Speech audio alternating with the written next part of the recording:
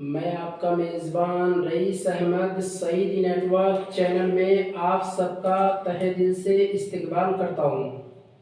دوستو، چاند گرہن اور سورج گرہن کو لے کر بہت بڑا کنفیوژن ہے، جسے انشاءاللہ اس ویڈیو کے مادھیم سے ختم کرنا چاہوں گا۔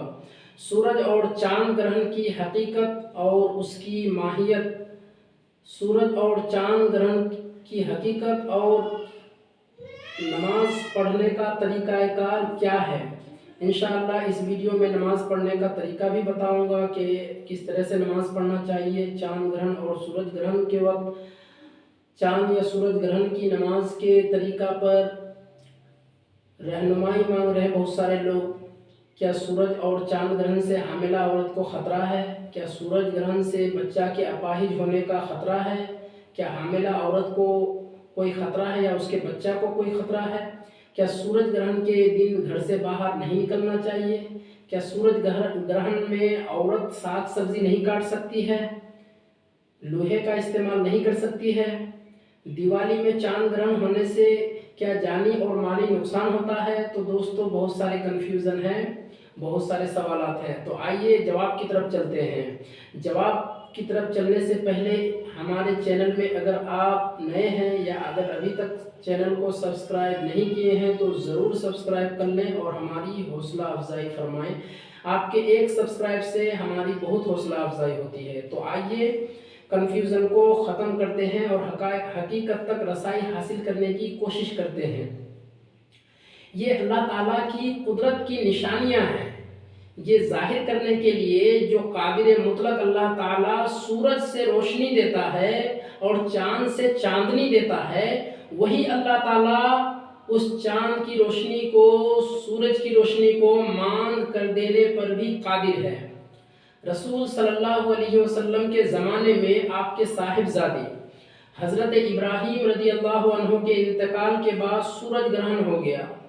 اس زمانے میں لوگوں کا خیال یہ تھا کہ سورج گرہن کسی بڑے آدمی کی وفات یا پیدائش کی وجہ سے ہوتا ہے، جیسا کہ ابھی آپ صلی اللہ علیہ وسلم کے بیٹے کی وفات پر سورج گرہن ہوا تو آپ صلی اللہ علیہ وسلم نے اس عقیدے کی نفی فرمائی، اس عقیدے کی تردید فرمائی کہ نہیں، ایسا کوئی عقیدہ نہیں رکھنا چاہیے، موت اور حیات سے سورج گرہن کا کوئی تعلق نہیں ہے، اللہ تعالیٰ ہی موت اور حیات دینے والا ہے اور وہی سورج گرہن بھی کرتا ہے، چاند گرہن بھی وہی کرتا ہے، اسی کی قدرت کی نشانیاں ہیں چاند گرہن اور سورج گرہن۔ اور ایک حدیث بھی ہے، حضرت ابو بردہ حضرت ابو موسیٰ رضی اللہ تعالیٰ عنہ سے روایت کرتے ہیں، انہوں نے بیان کیا کہ سورج گرہن ہوا تو نبی پاک صلی اللہ علیہ وسلم اس طرح گھبرائے ہوئے کھڑے ہوئے جیسے قیامت قائم ہو گئی۔ آپ صلی اللہ علیہ وسلم مسجد میں آئے اور طویل ترین قیام، رکوع اور سجود کے ساتھ نماز پڑھی۔ اس سے پہلے آپ صلی اللہ علیہ وسلم کو ایسا کرتے ہوئے نہیں دیکھا گیا تھا، اور آپ صلی اللہ علیہ وسلم نے فرمایا کہ یہ نشانیاں ہیں جو اللہ تبارک و تعالی بھیجتا ہے، یہ کسی کی موت اور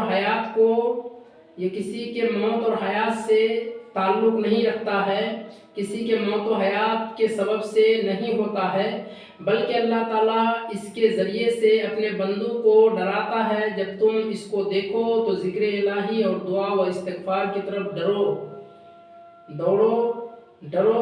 لہذا چاند گرہن اور سورج گرہن کے وقت ہمیں تعلیمات نبی صلی اللہ علیہ وسلم کے مطابق اللہ تعالیٰ کی طرف متوجہ ہو کر نماز، دعا اور استغفار میں مشغول ہو جانا چاہیے۔ صحیح بخاری کی حدیث جس کا ہم نے ابھی ترجمہ پیش کیا، آپ حدیث کی عبارت بھی ملاحظہ فرمائیں۔ خسفت الشمس فقام النبی صلی اللہ علیہ وسلم فزعا یخشى ان تكون الساعة فآتى المسجد فصلى بأطول قيام وركوع وسجود ما رأيته قط يفعله، وقال هذه الآية التي يرسل الله لا تكون لموت أحد ولا لحياته ولكن يخوف الله به عباده، فإذا رأيتم شيئا من ذلك فافزعوا الى ذکرہ ودعائہ واستغفارہ۔ چاند گرہن اور سورج گرہن کے حوالے سے حدیث اور اس کا مفہوم ہم نے بیان کر دیا۔ اب نماز کا کیا طریقہ ہے چاند گرہن اور سورج گرہن کے تعلق سے؟ چاند گرہن کو خسوف کہتے ہیں، عربی میں خسوف کا لفظ آیا ہے۔ اس پر فقہاء کرام نے چیپٹر بھی باندھا ہے، باب خسوف والکسوف۔ چاند گرہن کے وقت 2 رکعت نماز دیگر نوافل کی طرح تنہا پڑھنا سنت ہے، اس میں جماعت سنت نہیں ہے۔ اس کا طریقہ عام نوافل کی طرح ہے، کسی بھی اعتبار سے فرق نہیں ہے نفل نماز میں اور چاند گرہن یا سورج گرہن کی نماز میں، سوائے اس بات کے کہ نیت صلاۃ الکسوف ہوگی، نیت صلاۃ الکسوف کی ہوگی۔ اسی طرح فتاوی ہندیہ میں ہے یصلون رکعتین فی خسوف القمر وحدانا ہکذا فی محیط السرخسی، یعنی 2 رکعت نماز پڑھی جائے گی چاند گرہن کی تنہا، اسی طرح محیط السرخسی میں ہے۔ محیط السرخسی ایک بڑی کتاب ہے، معتبر کتاب ہے۔ سورج گرہن کو کسوف کہتے ہیں، چاند گرہن کو خسوف کہتے ہیں اور سورج گرہن کو کسوف کہتے ہیں۔ سولر اکلپس انگلش کا ورڈ ہے، سولر اکلپس یعنی سورج گرہن کو کہتے ہیں۔ سورج گرہن کے وقت بھی 2 رکعت نماز پڑھنا مسنون ہے، سنت ہے۔ ہاں اگر تنہا پڑھ رہا ہو تو 2 سے زیادہ بھی، 4 6 جتنی چاہے پڑھ سکتے ہیں۔ اس کی نماز کا بھی وہی طریقہ ہے جو عام نوافل کا ہے۔ اگر حاضرین میں جامع مسجد کا امام موجود ہو تو کسوف یعنی سورج گرہن کی نماز جماعت کے ساتھ ادا کرنی چاہیے۔ فقہاء کرام نے اور علماء کرام نے اس کی ترغیب دلائی ہے، اور اس نماز کے لیے اذان اور اقامت نہیں ہے۔ اگر لوگوں کو جماعت کے ساتھ نماز پڑھنے کے لیے جمع کرنا مقصود ہو تو اعلان کر دیا جائے۔ نیز اس نماز میں سورہ بقرہ یا اس جیسی بڑی صورتیں پڑھنا یعنی طویل قرات اور لمبے لمبے رکوع اور سجدے کرنا سنت ہے، اور اس نماز میں قرات آہستہ آواز سے کی جائے گی، آہستہ آواز سے کی جائے گی، زور سے نہیں، جس کو سری نماز کہتے ہیں، جیسا کہ ہم ظہر یا عصر میں آہستہ قرات کرتے ہیں اسی طریقے سے۔ نماز کے بعد امام دعا میں مصروف ہو جائے اور سب مقتدی آمین آمین کہیں یہاں تک کہ سورج گرہن ختم ہو جائے۔ ہاں اگر ایسی حالت میں سورج غروب ہو جائے یا پھر کسی نماز کا وقت آ جائے تو دعا ختم کر کے وقتی فرض نماز میں مشغول ہو جانا چاہیے۔ اسی طرح اگر مکروہ وقت میں سورج گرہن ہو، سورج گرہن مکروہ وقت میں لگ جائے تو پھر یہ نماز نہیں پڑھی جائے گی، بلکہ صرف دعا کر لی جائے، استغفار پڑھی جائے۔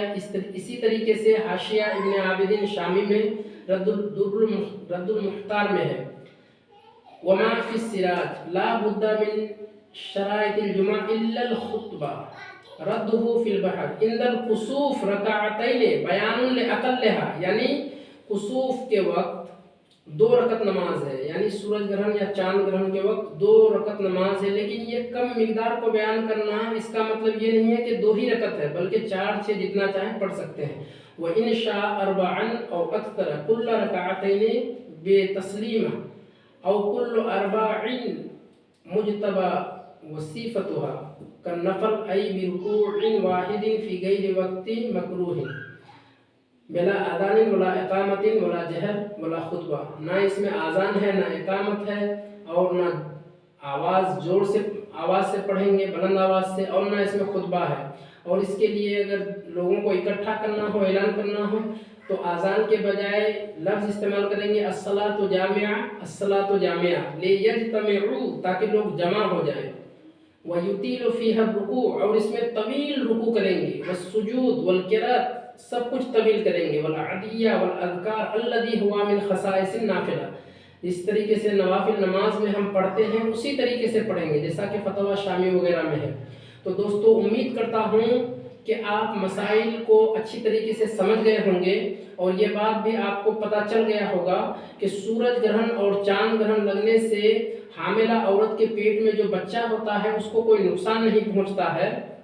البتہ اگر کسی آدمی کا کوئی عقیدہ ہے، جیسا کہ ہمارے گاؤں دیہات میں بہت ساری عورتوں کا عقیدہ ہوتا ہے، وہ لوگ عوام میں پھیلی ہوئی غلط فہمیاں کو سن کر کے اپنے دماغ میں ایک वहम पाल लेती है। उस वहम की बुनियाद पर उसके दिल में जो आता है वही करती है सूरज ग्रहण या चांद ग्रहण के वक्त। तो हम उसको नहीं रोकते हैं, क्योंकि अगर हम उनको मना करेंगे, उलमा को चाहिए कि ऐसे लोगों को जिनके दिमाग में कुछ वहम बैठा हुआ हो उनको मना ना करें। वो जिस तरह करना चाहती है करे, क्योंकि अगर हम मना करेंगे और मना करने के बाद फिर बच्चे के अंदर कोई ऐब पैदा हो जाए, यानी वो अपाहिज पैदा हो जाए या कोई नक्स पैदा हो जाए, तो वो कहेगी कि आपने हमको मना किया था इसीलिए हमने नहीं किया और मेरा बच्चा ऐसा पैदा हो गया।